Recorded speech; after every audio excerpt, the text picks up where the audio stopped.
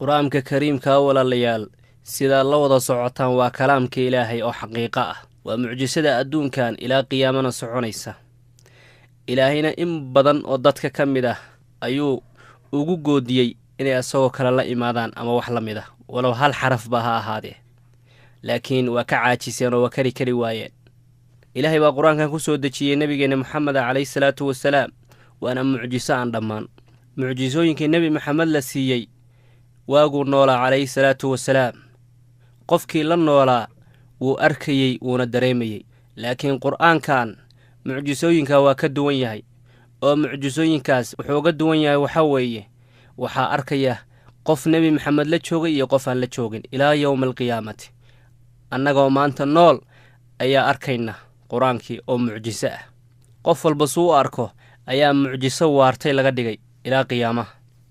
الرحمن علم القرآن خلق الإنسان علمه البيان. waxaa laga yaabaa inaa isweydiisid sababtuu ilaahay ugu soo celceliyey aayaddan in badan hal suurad dhexdeed maxay tahay. فبأي آلاء ربكما تكذبان. aayaddan waxay ka mid tahay aayadaha mucjiska ah ee dad badan ka yaabisay, dadkii fasaaxada iyo balaaqada u saaxiibkaha ka yaabisay. waa aayadahan suuraturaxmaan ku jira ee ku soo noqnoqda weliba suuradda dhexdeeda 31 jeer. fa biayi aalaa'i rabbikumaa tukadibaan. dadka qaarkood waxaa laga yaabaa inay isweydiiyaan sababta aayaddan 31 jeer ay ugu soo noqnoqotay suuraddan waa maxay. su-aasha meesha taalla waxaa weeye waxaad ogaataan aayaddan ku soo noqnoqoshada halka suurad ay ku soo noqnoqonayso intaasoo jeer inay ku jirto xikmad aad iyo aad u weyn oo xataa dhinaca luuqadda ku saabsan oo dad badan aysan garanayn. waxaa 31 jeer loogu soo celcelinaya waxaa weeye qiritaan la qirayo nimcada ilaahay tabaaraka wa tacaala. nimcooyinka ilaahay lama koobi karo lamana tirin karo. nimcooyinkaasna waxaa ka mid a qaybta suuraddan lagu dhex sheegay suuraturaxmaan.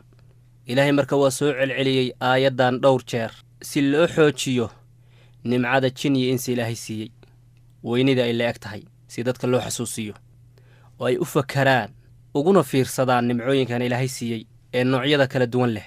dhinaca kale waxaa ku jira oo aayaddan tilmaamaysaa aynu ka fahmaynaa in ilaahay nimcadan uuna xasuusinayo daraaddeed uu aayadahan u soo celcelinayo adkaynna ay tahay luqal carabiya ka maqraati kacaysa, li'anna kalaamka uu qur-aanka ku soo tegay waa kalaamkii luqal carabiya. carabtuna waxay ahayd eray markay soo celceliyaan dhowr jeer kuwa oola jeeda inay arrinta xoojinayaan oo ay dhab ka tahay.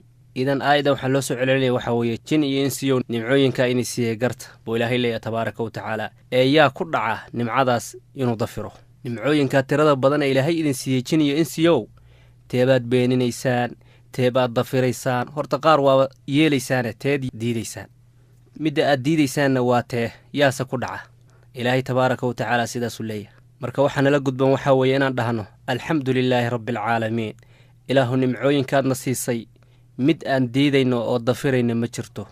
aad baa u mahadsantihiin. faafiya kelmaddan si qof walba nimcada ilaahay uu siiyey uu xasuusto.